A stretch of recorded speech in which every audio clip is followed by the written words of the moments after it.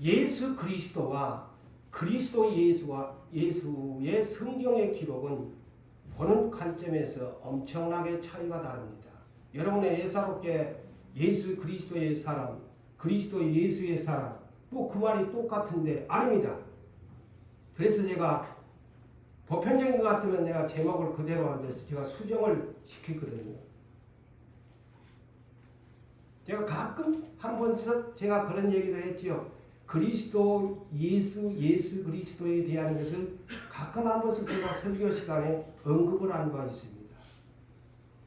자, 예수를 머리글자로 앞세울 때는 구원자를 강조하는 내용입니다. 아시겠어요? 예수는 마태복음 1장 21절에 간단히 줄여서 자기 백성의 죄, 구원자라는 뜻이에요. 예수라는 이름. 구원자라는 이름을 강조할 때 머리글에 예수라는 이름을 성경에 기록합니다.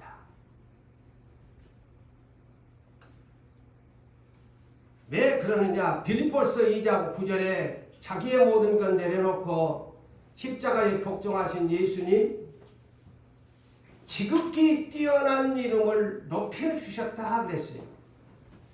그 예수라는 이름입니다.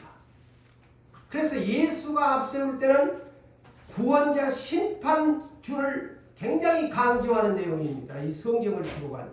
여러분은 예사롭게 이 머리끝자를 생각하지만은 아닙니다. 저 나름대로 기도하면서 깨달았기 때문에 제가 말씀을 드린 겁니다. 그런데 계시록에는 그래서 여러분이 성경을 단어 하나를 그래서 성경에는 오류가 없이 풀어야 돼요. 내가 말을 앞대가리 뒤바꿔버려도 문제가 생겨요. 근데 계시록에는 자 참고로 하세요. 계시록 1장 1절 2절 예수 그리스도의 계시라. 예수 그리스도의 2절에는 계시의 증언에 대한 것을 언급합니다. 왜 그때는 예수라고 했을까? 그분은 구원자를 강조하고 심판주를 강조하기 위한 거기 때문에 머리글이 예수 그리스도 계시라 그럽니다. 그러나 오늘 본문 24절을 보십시오. 성경이 다르게 기록되어 있습니다. 그래서 앞으로 여러분 명심하시고 성경을 읽을 때 예사롭게 읽지 마세요. 그리스도 예수의 사람들은 그랬습니다. 바꿔놨습니다. 이는 왜 예수가 뒤로 가고 그리스도라는 단어가 머리글자로 썼을까? 자, 이거의 문제입니다. 이제 여러분 어느 정도 이제 아시겠죠? 그리스도라는 말은 기름 부음 받은 자라는 뜻입니다. 다시 말하면 쉽게 얘기할까요? 직분의 사명을 받은 자라는 뜻이에요. 이제 아시겠죠? 그래서 여러분 예수 그리스도와 그리스도 예수는 엄청난 성경에 보는 관점, 기록의 목적이 다릅니다.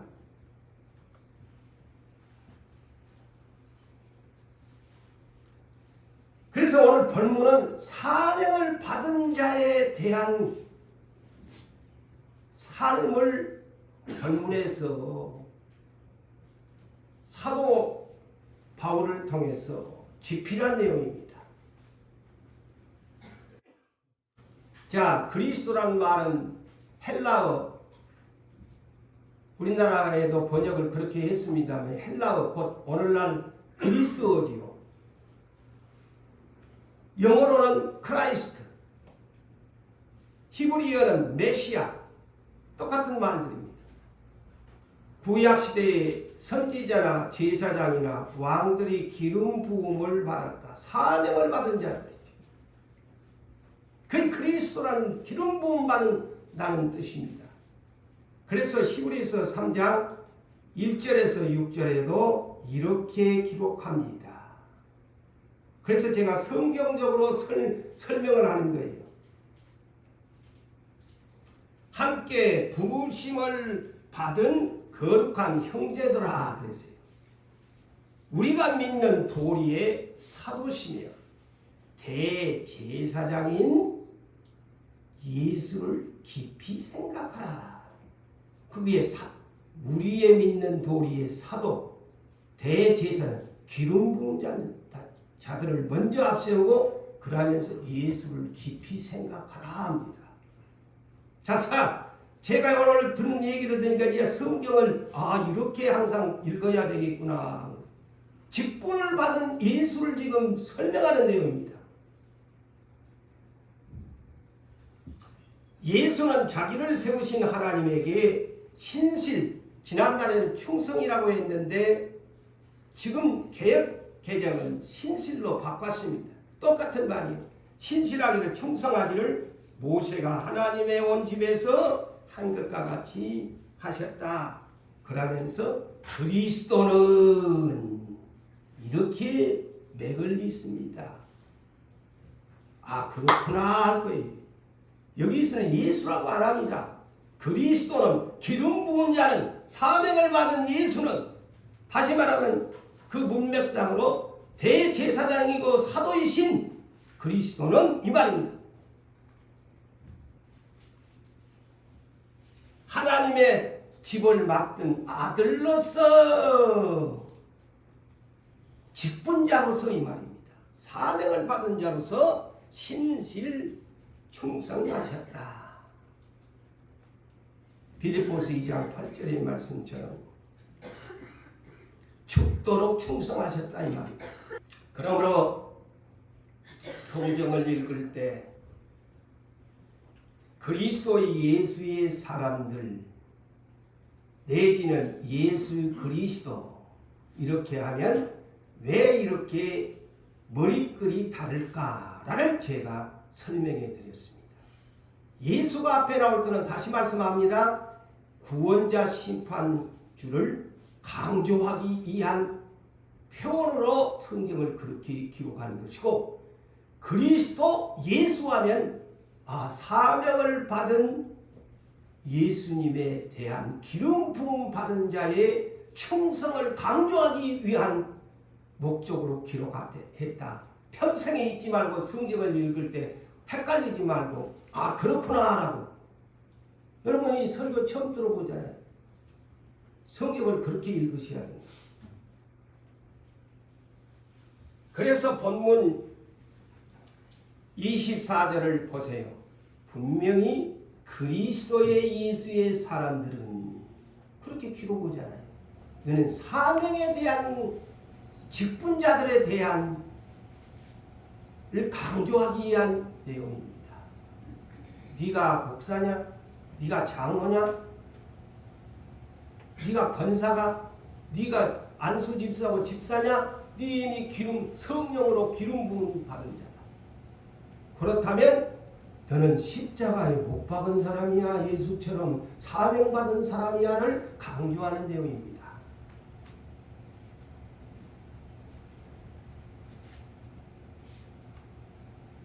우리 그리스도인들은 신분이 세탁된 사람들이에요.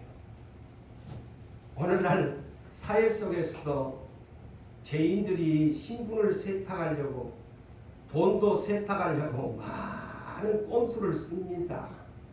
그런데 이곳에 있는 저와 여러분들은 다 신분을 세탁받은 사람들이에요. 무슨 말이냐? 에베소서 2장 1절로 5절을 보니까 우리의 과거의 신분은 사망자고 죄인 중에 개수들이에요.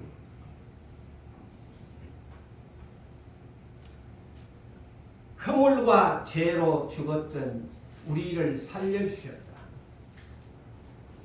우리의 과거의 신분은 공중권세 잡은 악한 영 마귀를 따라다닌 자들이다. 자, 그 소리만 들으면 기분 나쁘잖아. 공중권세를 잡은 악한 영 마귀를 따라다닌 자들. 우리 과거가 그래요. 그러니까 우리는 신분을 세탁받아 이제는 성령을 따라다니는 사람이 됐다는 말이죠. 성령을 따라다녀야지. 지난날처럼 이 자꾸 불순종하는 아들들 가운데 역사는 악한 영 따라다닐래? 오늘도 여러분에게 그렇게 성령님은 말할 거예요. 나를 따라다녀야지 왜 니 자꾸 마귀 따라다닐래? 그런 말과 똑같습니다. 그러면서 우리는 본질상 진노의 자녀다. 그런 사람이 신분이 세탁된 거야. 지난날 우리의 과거는 어떤 사람이냐? 허물과 죄로 죽었던 자들이다. 그런데 하나님의 긍휼에 풍성하신 그 큰 사랑으로 인하여서 우리가 하나님의 큰 사랑의 은혜로 예수를 믿음으로 말미암아서 구원을 얻은 자가 되었다. 이게 완전히 신분이 세탁된 거야. 그래서 로마서 8장 1절과 2절에서도 여기에서도 이렇게 강조합니다. 그러므로 이제 그리스도 예수 안에 있는 자 보세요. 그분이 사명을 다해서 너희를 대신해서 죽을 주였다. 그래서 그리스도의 예수의 안에 있는 자들에게는 결코 정죄함이 없나니 여기에서도 그리스도를 앞세웁니다. 대제사장으로 오신 예수님이 대신 죽어주셨다. 그래서 그리스도 예수 안에 있는 속죄를 받은 너희는 이는 그리스도 예수와 함께 있는 생명의 성령의 법이 죄와 사망의 법에서 너를 해방시켜 주었다. 누가? 대제사장인 예수님이 오셔서 나를 대신해서 그 직분 가지고 당신의 몸을 대신 속죄와 화목제물로 드리심으로. 그래서 그리스도 예수 안에 있으면 정죄함을 받지 않는다. 생명의 성령의 법이 너를 해방했다. 그래서 너는 성령을 따라 행해야 된다.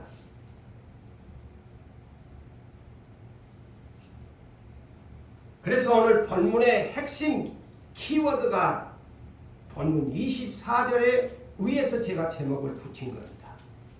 십자가에 못 박은 그리스도의 예수의 사람들. 우리는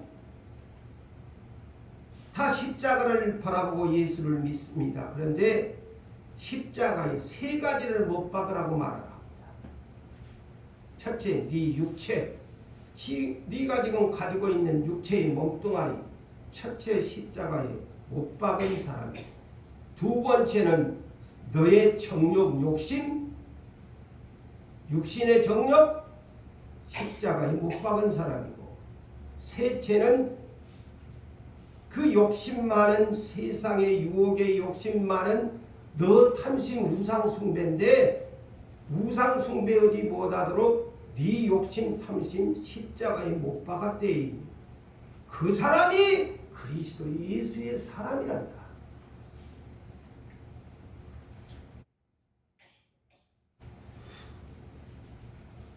사랑하는 성도 여러분, 그리스도인이란 여러분들이 진짜로 그리스도인이십니까? 다 하나같이 교회에 출입하면 당신은 크리스찬입니까? 하면 이 자리에 있는 분은 저로 비롯해서 모두 다 나 예수 믿는 크리스찬입니다. 이렇게 말씀하실 거예요.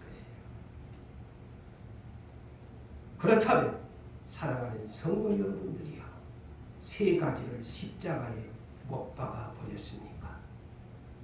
그의 그리스도입니다. 예? 사도행전 11장에 안디옥 교회 사람들이 비로소 그리스도인이라고 칭함을 받았다고 칭찬을 받았습니다. 십자가에 못 박은 사람이 크리스찬입니다.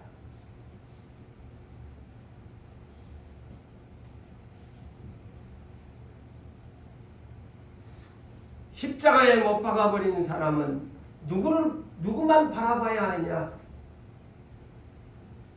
우리 가족들을 바라보면서 내 친한 사람 바라보면서 의지하면서 살아가도 되지만은 정작 그리스도인은 누구만을 바라봐야 하느냐?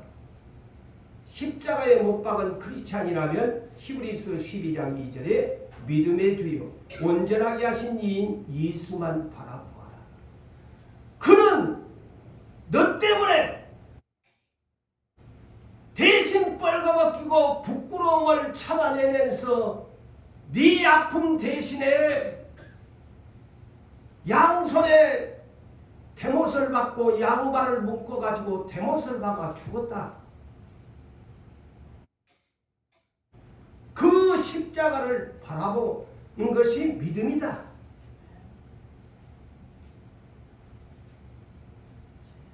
갈라디아서 2장 20절에도 사도 바울이 오늘 본문과 함께 짝지어준 말씀을 합니다. 바울의 고백을 나의 고백이 우리의 고백이 되기를 바랍니다. 뭐라고 하느냐? 내가 그리스도와 함께, 보세요. 여기에도 그리스도라고 하지 예수와 함께가 아닙니다. 자, 오늘 색다르게 여러분이 단어들을 발견했잖아요. 그리스도를 말할 때는 무엇을 강조하고 있는가를 여러분들이 성경을 맥을 찾아야 됩니다. 그에 그래서 영적인 깊이지요. 그리스도와 함께 이렇게 기록되었지 예수와 함께가 아닙니다. 그리스도와 함께 십자가에 못 박혔나니 그런즉 이제는 내가 사는 것이 아니요 오직 내 안에 그리스도께서 사신 것이요 이제 내가 육체 가운데 사는 것은 나를 사랑하사 나를 위하여 자기 자신을 그리스도가 버렸지요. 버리신 하나님의 아들을 믿는 믿음 안에서 사는 것이라. 그래서 여러분은 신분 세탁을 이미 받았는데 이제 여러분이 무엇으로 인생을 살아가야 하느냐? 하나님의 아들 그리스도 그분을 믿는 믿음 안에서 살아가야 한다고 말합니다. 이것이 믿음의 구원입니다. 구원의 목적이 되어야 합니다.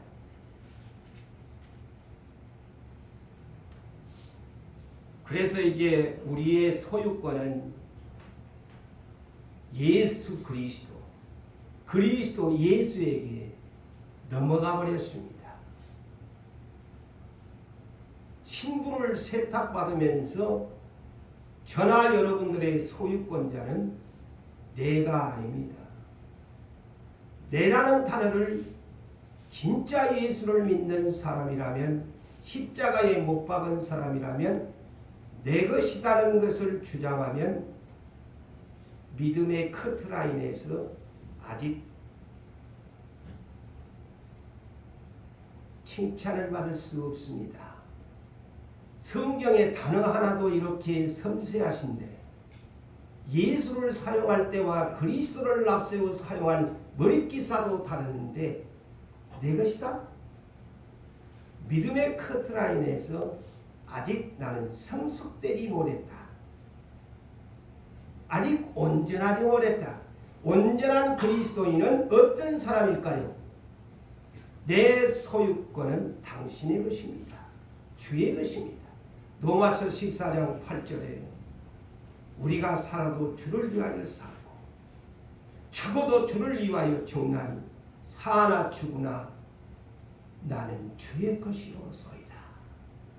온전한 크리스찬입니다. 고백입니다.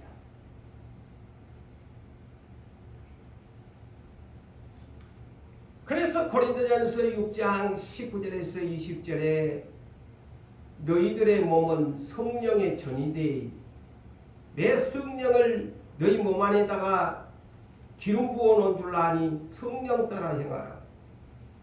그리고 너희는 값주고 산 것이 되었으니 너희 자신의 것이 아니라 하나님의 것이다. 그래서 너희 몸, 영어로 body, 하나님의 영광을 위해서 돌리라고 말씀합니다. 자, 우리는 성경을 읽고 살고 성경을 하나님의 책이라고 하면 성경대로 믿고 성경대로 살아야 성령을 따라가는 사람이에요. 말로만, 저 역시도 말로만 그렇게 살면 위선자입니다. 거짓 크리스찬입니다.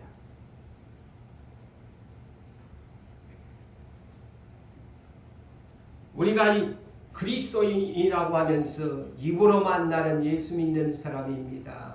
교회 출입한다고 해서 예배드리고 간다고 해서 다 되는 사람일까요? 아닙니다. 교회 안에 알곡이 있고 쭉정이가 있기 마련입니다.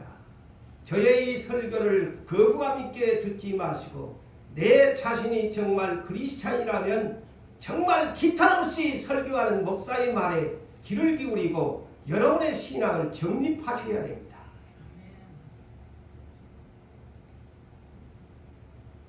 입으로만 예수 믿고 행동은 생명의 성령의 법에서 해방을 했다고 로마서에서는 하는데 성령을 따르지 않는다고요?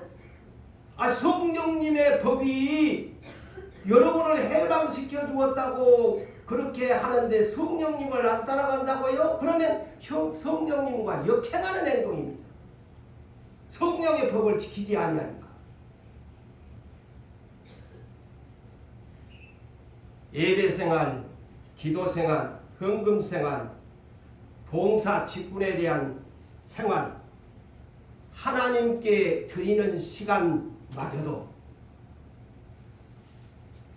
내가 억지로 한다? 인색하다? 즐거움이 없이 마지못해서 자원함도 없이 끌려다니는 것처럼 감사도 기쁨도 없이 구속에 대한 은혜의 가치도 모르면서 예배 시간에 와서 예배를 그냥 드렸다? 여러분, 그것이 다 된 것이라고 생각하는 사람들이 너무 많습니다. 교회 이사야 1장을 보세요. 아무리 많은 재물을 가지고 와서 예물을 가지고 와서 예물을 드려도 이 진정한 내면적인 회개할 것을 회개하지 아니하면 너는 성전 마당만 밟고 갈 뿐이다 그랬습니다. 성경을 똑바로 알고 예수 믿으셔야지. 성전 마당만 밟고 가면 내가 크리스찬이라고요? 하나님은 아니라고 합니다.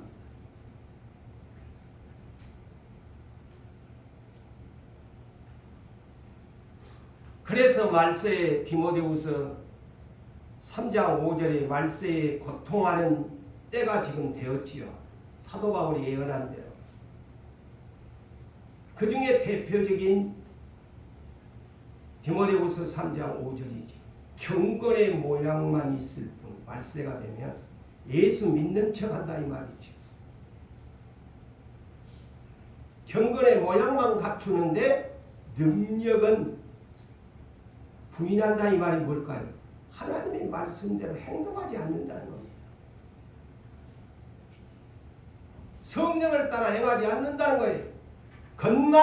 겉모양만 크리스찬이라는 생색만 내는 사람이 마지막 때에는 엄청나게 많다는 겁니다. 그래서 가장 심판의 1순위가 베드로전서 4장 17절에 교회 심판부터 시작한다고 기록되어 있잖아요. 베드로전서 4장 17절을 참고하세요. 심판이 어디서부터 시작? 교회부터 시작한다.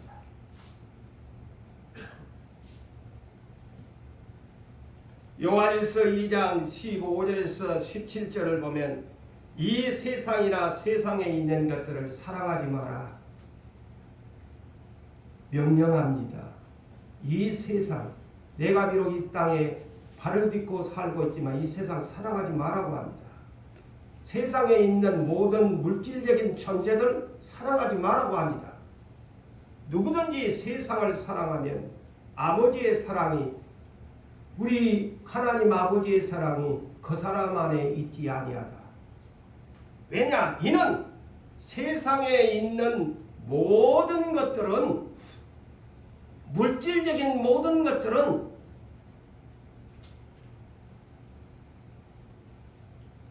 뭘까요?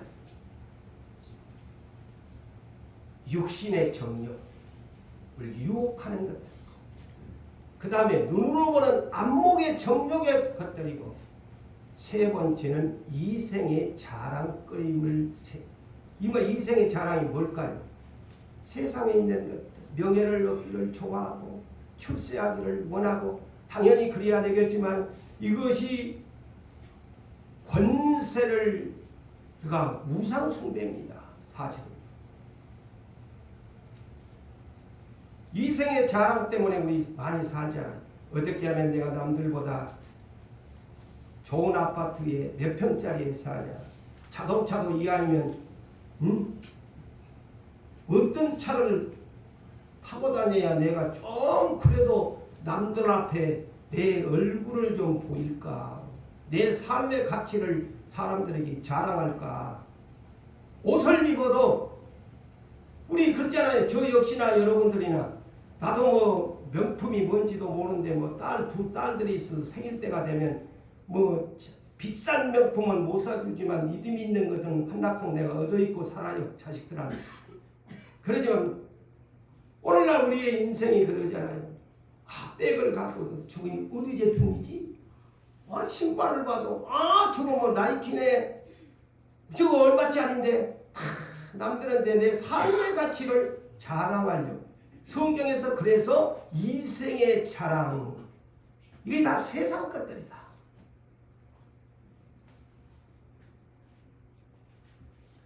이것들이 다 하나님께로부터 온 것이 아니요 어디에서?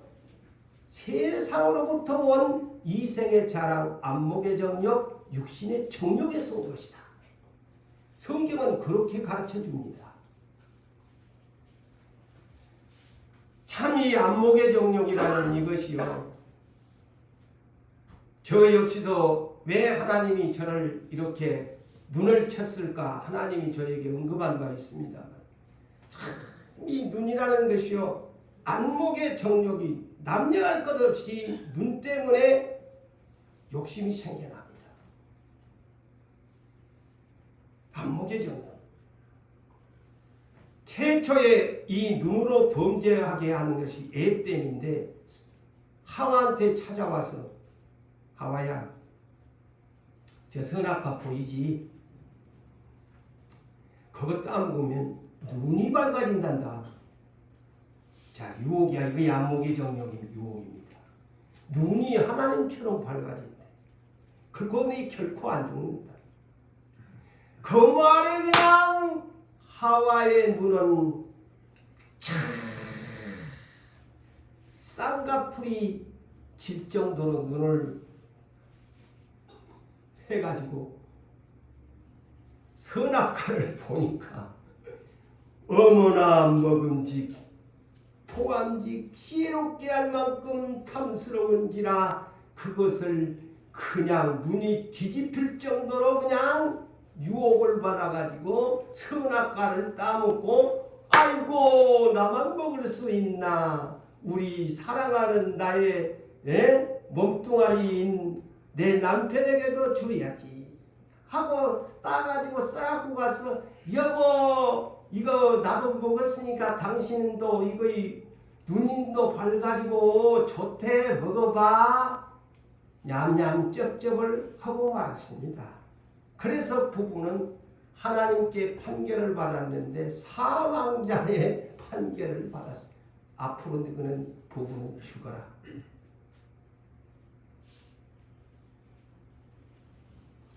그래서 바울 사도가 또 이 말씀을 이렇게 인용을 했습니다. 고린도후서 11장 3절에 뱀이 그 간사한 계략으로 하를 미혹한 것 같이, 곧 유혹의 욕심을 안목의 정욕을 주어서 유혹한 것 같이 너희 마음이 오늘날 시대에 예수님의 신부된 자들에게 너희 마음이 그리스도를 향하는 진실함과 깨끗함에서 떠나 부패할까 두려워하노라. 그래서 이 부패라는 지난날의 정부에서도 부패 척결 지나간 정부에서도 그랬지요. 그런데 이 부패라는 말을 다른 말로 말하면 유혹의 욕심입니다. 마음의 유혹의 욕심이 가득 찰 때에 부패가 됩니다. 내 마음이 썩어버려요. 썩어버려요. 그래서 성경 예레미야 17장 9절에 세상에서 가장 냄새나고 더러운 곳이 어디냐? 사람의 마음이다. 오늘날 우리는 그렇게 생각 안 합니다. 저 역시도 내 뒤에서 나오는 배설물이 가장 더러운 것처럼 생각을 하고 집집마다 주방에서 나오는 음식물이라든가 모든 휴지 조각들 이런 것들이 가장 부패한 것으로 생각해서 그냥 비닐봉다리에다 꽁꽁 묶어가지고 그냥 환경미화원들에게 그냥 내보내지 않아요. 그런데 성경에서 말한 하나님의 부패성은 만물보다 거짓되고 심히 부패한 것은 마음이라. 우리의 하트, 마음이 부패하다. 하나님이 그래서 보는 관점이 다르잖아요. 우리의 육안을 가진 사람은 내 마음을 모르니까 몰라. 내 마음이 더러운지 추정한지를 몰라요. 왜 노아를 부르셔가지고 앞으로 120년 후에 홍수 심판을 한다고 했을까요? 만물보다 거짓되고 심히 부패한 그 시대의 사람들 마음 때문이었습니다. 왜 재림하신 예수님이 우리를 심판하러 오실까? 마음을 보고 심판합니다. 부패한 마음. 부패한 마음이 어떤 마음이냐? 유혹의 욕심에 약한 사람의 마음을 일컫습니다. 세상이나 세상 것 사랑하지 말하는데 그것에만 집착해갖고 사는 여러분 내 말을 농담으로 들으시면 안 돼요. 손해봅니다. 저의 설교를 귀담아 들으십시오. 저도 반성해야 되고 회개해야 되고 여러분들도 내 마음이 부패한 길을 기도하면서 깨달으시기를 바랍니다. 정작 당신이 약속을 기다린다고 하는데 무엇을 기다리고 있느냐? 정말 예수의 능력 보기를 원하는가? 어서 나를 도래서 해방을 하기를 원하는가 하면 생각의 차이가 다릅니다. 돈에 대한 것을 이제는 내려놓아야 됩니다. 그래야 줍니다. 아직도 내가 재물에 대한 관점을 두고 기다린다면 아직 나의 연단은 믿음의 커트라인에서 약합니다. 이것을 명심하십시오. 사도 바울처럼 내 모든 유익하는 건 나 이제 배설물로 여깁니다. 나는 오직 당신 예수만을 얻고 발견하는 데 목적이 있습니다. 이렇게 깨달은 사람은 믿음의 커트라인에서 너는 장성한 그리스도인이야. 내가 너를 인정한다. 그렇게 말할 것입니다. 노아의 홍수 심판 때 이유를 설명합니다. 창세기 6장 3절에서 7절을 보니까 하나님이 가장 먼저 생각한 사람들이 심히 부패했구나. 나의 영 성령을 저들에게서 영원히 내가 떠나게 만들어 버릴 것이다. 그것부터 하나님이 생각합니다. 그래서 성령을 따라 행해야 돼요. 그러면서 여호와께서 왜 성령을 거두시려고 작정을 하셨느냐? 노아 홍수 심판으로 인해서 사람의 죄악이 세상에 가득합니다. 성령이 충만한 것이 아니고 사람의 죄악이 가득했다, 충만했다, 죄가 가득했다, 충만했다.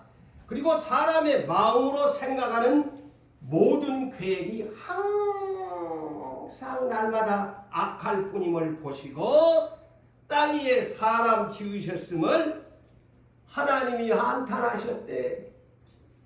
그리고 마음에 근심하셨대.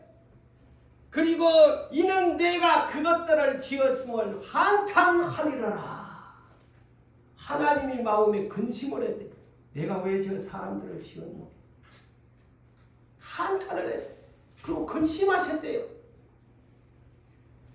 그래서 하나님의 마음에 맞는 사람 알고 8사람만 건져놨어요. 와, 종자 씨앗은 있어야 되니까.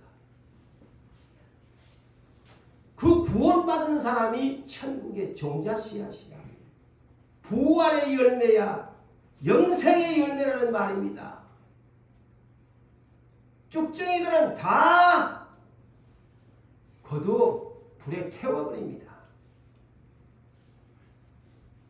세례 요한이 예수님 앞에서 이스라엘을 초림의 심판 추수를 할 때에 그 메시지가 안 그럽니까? 예수님 손에 키 들었을 때에 너가 알곡될래 쭉정이 될래? 알곡은 천국에 들어가지만 쭉정이는 전부 불에 살라버린데 회개하라.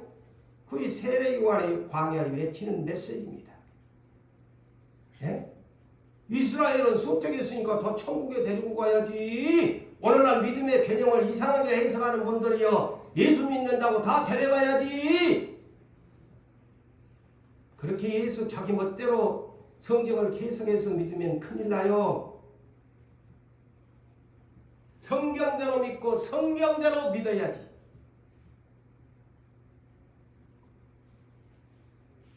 우리 몸 안에는 온갖 질병들이, 이제 우리 교회도 나이 든 세대들이 많다 보니까 하나님 앞에만 막 매맞아서 아프다고 생각하지 마세요. 벌써 이제 60대 이상 고령화가 되기 시작하면요, 기계나 모든 것이 다 아플 수밖에 없어요. 자꾸만 하나님께로만 그 원망을 돌려서도 아니고, 인생은 유효기간이 있잖아요. 젊어서는 건강하지만 벌써 이제 여자분들도 그렇고 갱년기로 접어들고 남자들도 마찬가지고 보면 하나씩 신체의 백체의 지체가 하나님이 7, 80년 살도록 만들어 놨는데 다 이제 삐그덕거리면서 기능이 마비됩니다. 막 우리만 아픈 것처럼 나는 그렇게 말하지 말라 이거죠. 다 세상 병원에 가보세요. 바글바글 합니다. 그런 사람들을 보면 다 나이 많이 먹은 사람들이 많았지. 그럴 수밖에 없어요. 유효기간이 다 돼가니까 그래요.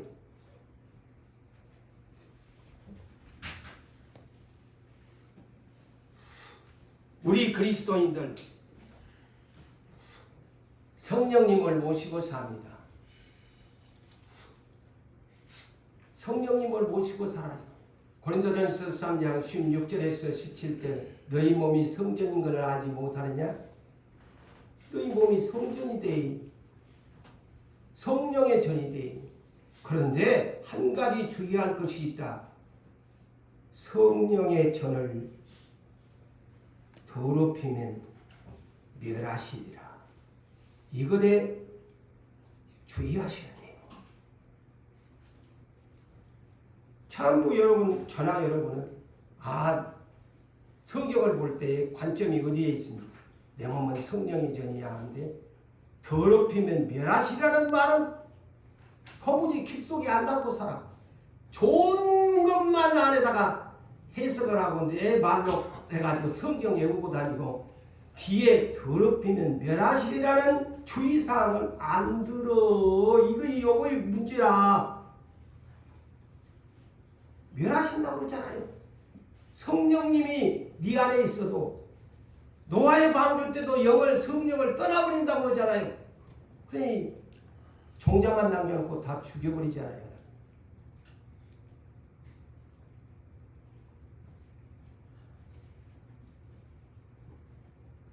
그래서 데살로니가전서 5장 19절에도 성령을 소멸하지 말에. 성령을 소멸하지 말라고 하죠. 사랑하는 성도 여러분들이요, 지금 여러분 안에 성령이 소멸되고 있는지 충만한지 아세요? 감각도 없지요. 기도생활, 예배생활, 하나님 말씀대로 순종하지 않으면 감각이 없어져요. 내 안에 성령이 있는지 소멸이 됐는지도 모르고 입으로만 예수 믿고 다니네. 감각이 없이 살아요. 응? 영적 운동환자처럼 내 신체의 구조가 어떻게 감각이 있는지도 모르고 예수를 믿어요. 그래서 다윗은 범죄해 놓고 기도하면서 무엇을 기도합니까? 하늘로부터 지혜를 얻은 사람은 그렇게 기도합니다. 시편 51편 11절에 저야 내가 범죄했사오니까 정직한 마음을 주시되 내 안에서 성령을 거두지 마시옵소서. 그 기도합니다. 죄인 날마다 하나님의 뜻대로 살지 못한 여러분들이요, 여러분의 기도의 제목은 성령을 내게서 거두어가지 마시고 나를 쫓아내지 마시옵소서. 그 기도해야 됩니다. 이 말 마지막 시대에 성령 거두어가 버리면 내가 하고 싶다고 얘기가 안 됩니다. 우리 사울왕이 처음에는 내어나고 신령한 사람이요 선지자 중에 한 사람으로 사람들이 알았지만은 하나님의 말씀을 무시하고 버리고 살아갈 때에 지맘대로 지멋대로 하나님 섬길 때에 사무엘상 16장 14절을 참고하세요. 반대로 여호와가 부리시는 악한 영, 우리의 신분 공중권세를 잡은 자를 따라다닌 우리의 그 과거영이 다시 내 미래영으로 바꿔질 수가 있습니다. 악한 마귀가 나를 다시 데리고 다녀요. 어디로? 유혹의 현장으로. 그래서 본문 16절에서 17절을 보십시다. 내가 이르노니 너희는 성령을 따라 행하라. 그리하면 답을 준 육체의 욕심을 이루지 아니. 저와 여러분 육체의 욕심이 많으신 여러분들이라면 다 하나같이 육체의 욕심 없다고 말할 겁니다. 저 역시도 그럴 것이고 여러분들도 성경의 거울 앞에 서면 나 육체의 욕심 없어. 그렇게 말할 것이에요. 성령을 그러나 따르지 아니하면 그는 반대로 육체의 욕심이 많은 사람입니다. 그런데 우리의 육체의 소욕이라는 말은 단어적인 풀이로는 하고 싶은 일이에요. 내 육체가 하고 싶은 욕심이지요. 다른 말로 이 소욕, 육체의 욕심, 육체의 소욕, 내 욕심대로 하고 싶은 일들은 성령을 거스린 예고. 그러나 또 우리 안에는 성령이 육체를 거스립니다. 우리 안에, 몸 안에, 아까도 내가 육체의 질병 얘기를 했습니다만 우리 안에는 온갖 질병의 균들이 암세포를 비롯해서 온갖 신체의 육체의 질병을 주는 균들이 이 땅에는 많습니다. 그런데 내가 그 항체의 능력이 강하느냐 약하느냐에 따라서 내 건강 문제가 좌우됩니다. 마찬가지로 우리의 영적인 이 신령한 몸을 가지려면 성령의 항체의 능력이 강해야만 내가 살아남을 수 있어요. 성령을 따라 건강한 영혼이 찰떡과 같은 사람이 되어집니다. 그렇지만은 내 안에 성령의 함체인 능력이 육체의 소욕이 더 강해버리면 내 안에 있는 성령은 떠나갈 수밖에 없습니다. 그래서 영적으로 병든 사람이 되고 마는 거예요. 그래서 이 둘이 서로 대적함으로 성령님은 오늘 또 여러분 안에서 그거 하지 마라잉. 하지 마라잉. 근데 그거 하지 말라는 양심의 가책도 없다 그러면 예를 들어서 술 마시는 사람이 담배 피우는 사람이 그 양심의 가책마저도 없다면 항체의 능력이 이미 떨어져 버린 거예요. 근데 내가 이러면 안 되는데 이런 양심의 소리가 나한테 들릴 때는 아직 성령이 내 안에 계시는구나. 나를 위해서 지금 안에서 대신 싸워주고 있구나라는 신호입니다. 그런데 그것마저도 없다면 나는 지금 무감각한 사람, 완고한 사람, 돌이킬 수 없는 사람.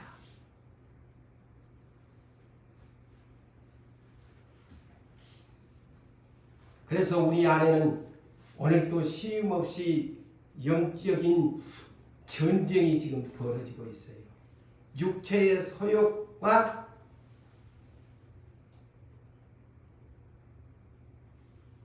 성령의 소욕이 누가 이기느냐? 이것에 따라 우리의 인생은 결정됩니다.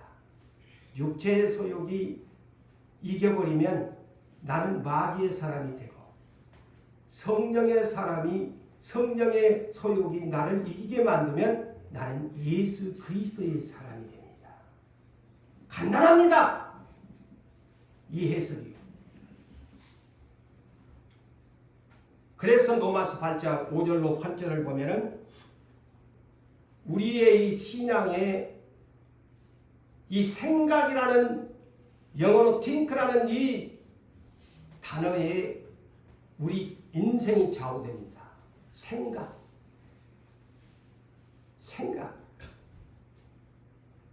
무엇을 내가 생각하고 사느냐. 이것에 여러분이 관점을 가져야 돼요. 자, 그래서 성경은 이렇게 판단합니다. 육신을 따르는 사람은 어떤 사람이 육신의 생각을 많이 하는 사람이 돼요. 성령을 따르는 사람은 영의 생각을 많이 하는 사람이에요. 자, 그래서 생각의 차이입니다. 그런데 육신의 생각은 사망이 돼. 딱 답안지를 써놓고 우리에게 가르칩니다. 육신의 생각 많이 하면 네 지혜로운 척하지만 네가 하나님 말씀에 이 표대의 성경에 맞추어서 네가 그런 생각을 안 한다면 네 생각은 사망의 생각이야. 그렇지만 영의 생각은 언제나 아무리 고난이 오고 시련이 와도 생명과 평안을 가지는 생각을 한다. 그게 믿음의 생각이요. 줄임말로. 믿음의 생각을 하는 사람이다. 생명과 평안. 믿음의 생각을 하는 사람이다. 그러므로 육신의 생각은 사망이다. 육신의 생각은 하나님과 원수가 되나니. 이는 왜 원수가 되느냐? 하나님의 말씀의 법, 성경에서 가르치는 룰에 절대 굴복할 수 없다. 불순종을 한다 이거죠. 그러면서 가능성도 없다고 뒤를 이어갑니다. 굴복하지 아니할 뿐 아니라 할 수도 없다. 이만큼 육신의 생각이 무섭다는 겁니다. 할 수도 없대요. 성경은 믿음은 할 수 있다. 할 수 있다. I can do it! 하는데 여기에서는 육신의 생각에 젖어 사는 사람은 할 수 없다고 cannot! I cannot! 그랬어요.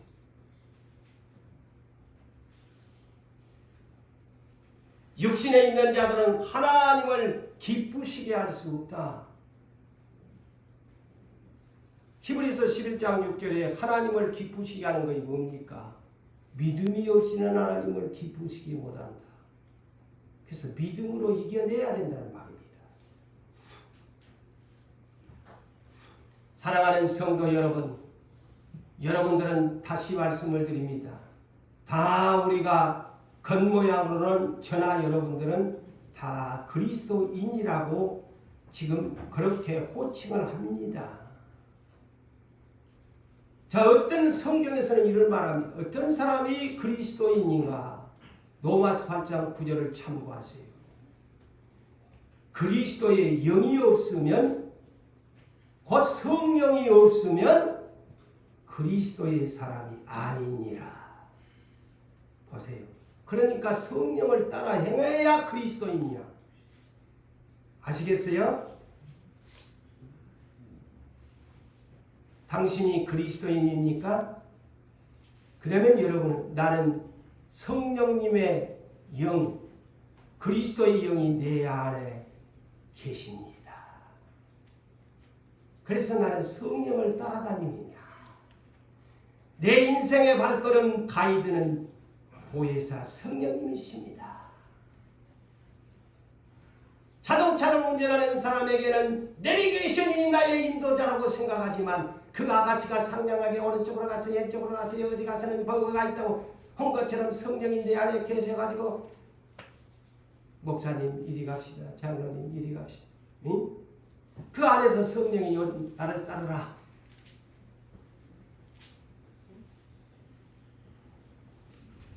그래서 로마서 8장 12절에서 14절에 다시 경고의 메시지를 율법이 아닌 이방인을 위해서 애썼던 사도 바울이 이런 복음을 전하고 있습니다. 우리는 빚진 자로 돼. 누구에게? 예수님에게. 육신에게 져서 육신대로 살 것이 아닌데 육신에게 지지 말라고 합니다. 육신의 정욕에 육신의 생각에 지지 말고 너희가 육신대로 살면 자 구약의 율법입니까? 반드시 죽을 것이로다. 죽는다고 하잖아요. 하와처럼 아담처럼. 성경 율법 시대에만 자꾸 지나갔다고 이렇게 오늘날 성경을 로마서를 그렇게 또 가르쳐서도 안 돼요. 로마서가 믿음의 장이지만 또 여기에는 보면 그렇게 말하지 않지 않아요. 육신대로 살면 반드시 죽을 것이로다. 응? 영으로서 자기 몸의 행실을 성령으로서 자기 몸의 행실을 죽이면 절제를 하라고 하잖아요. 복종을 시키라고 하면 산다고 하잖아요. 무릇 하나님의 영으로 성령을 따라 행하는 사람은 14절에 이 사람이 하나님의 아들이 돼야 합니다.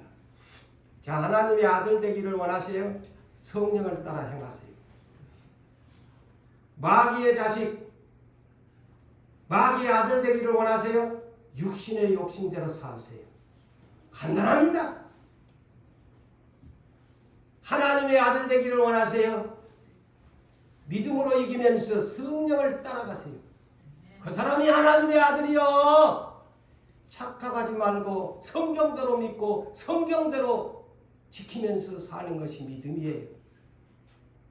입으로만 맨날 하나님의 아들 아버지라고 이름을 부르면서 거꾸로 역행하는 행동을 하면 아니 저거는 입으로만 하나님 아버지라고 맨날 부르면서 진짜 지 아버지는 저 거짓말쟁이 거지대아비 사탄을 따라다니면서 지금 교회는 올라다닌다고 저렇게 구원받는다고 아이고 저거 하나님 볼 때는 그렇거든요.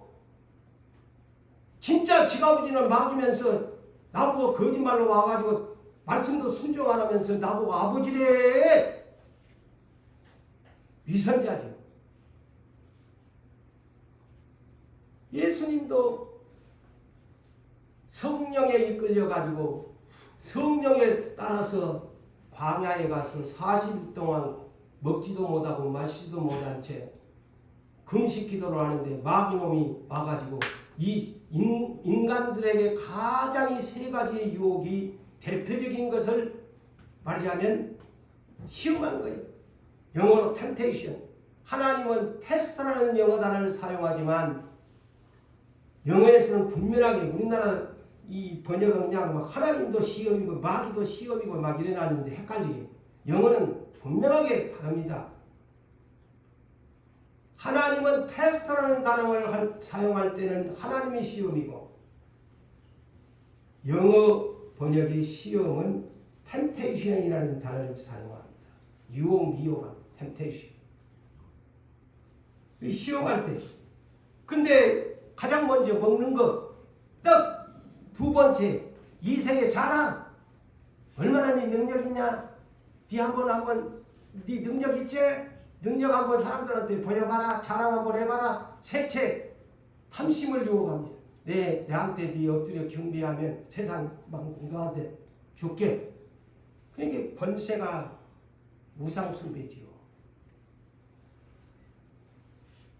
다 예수님 이겨냅니다.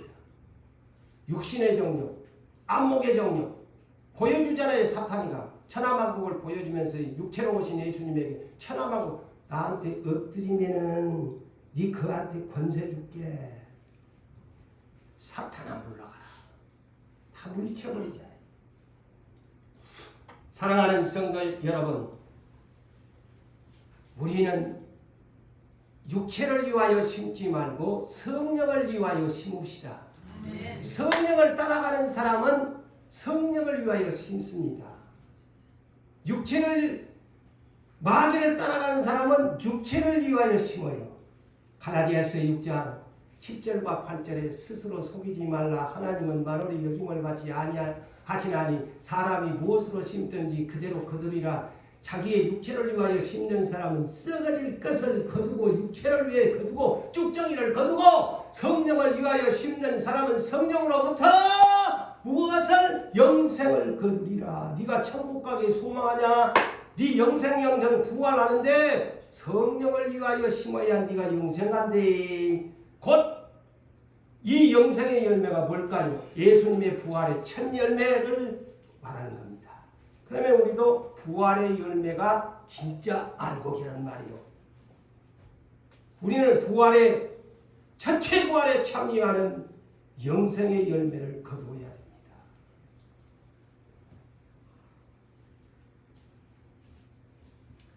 오늘 본문 19절과 20절은 시간상 제가 줄입니다. 자, 육체의 소욕은 이렇게 많은 내용이 기록되어 있어요. 19절에서 21절까지. 육체의 일이라고 했잖아요. 그게 육체의 소욕이에요. 음행으로부터 시작해서 이런 사람들을 내가 경계한다 그러잖아요. 성경에서. 너 주의해야 된다 이런 죄. 이런 사람은 뭐라고 합니까? 하나님 나라의 천국을 상속받지 못하리라. 이거의 육체의 일이다. 분명하게 성경에서 천국은 이런 죄를 지으면 천국에 못 간대. 이것을 경계하노니 그랬습니다. 제 말입니까? 천국에 못 간다고 했잖아요. 그런데 여러분들이요, 왜 이런 죄들을 지면서 회개도 안 하면 죄는 안 질 수가 없는데 회개도 안 하면서 뻔뻔하게 이런 죄들을 다 지면서 입으로만 자꾸 주님한테 와서 나는 천국 간다고 그렇게 그냥 감각도 없이 삽니까? 누가 천국 보내준대요? 여러분 스스로 걸어가는 곳이 아닙니다. 하나님이 오지마, 난 네 모르나 네 이름 너 본 적이 없어. 이미 너의 이름 생명책에서 지워버린 지 오래야. 네 성령 따라다니지 않았지 않느냐? 왜 네 곁에 보혜사를 보내주었는데 네 맘대로 네 육체의 욕심대로 내비게이션을 걷고 네 뜻대로 돌아다녔니? 너는 네 멋대로 하나님 섬겼지? 너하고는 관계가 없는 사람이야. 오지마. 문 닫았어. 그런데 오늘 갈라디아서 5장 22절에서 23절을 보세요. 이것이 성령의 9가지 열매입니다. 사랑으로부터 마지막 절제의 열매까지. 시간상 줄입니다. 9가지 열매가 곧 이런 사람이 줄여서 부활의 열매를 맺는 사람, 알곡의 열매를 맺는 사람, 이런 사람은 금지할 법이 없으니 천국에 맞다놓고 입성한다. 할렐루야. 성경을 바르게 해석합시다. 성경도 없이 자기 육신의 생각대로 하나님 말씀은 다 무시하고 자기 주관대로 예수를 믿으신다고요? 누가 그렇게 성경이 가르쳤나요? 성경은 절대로 그렇게 안 가르칩니다. 하나님의 법대로 믿어라 그랬어요.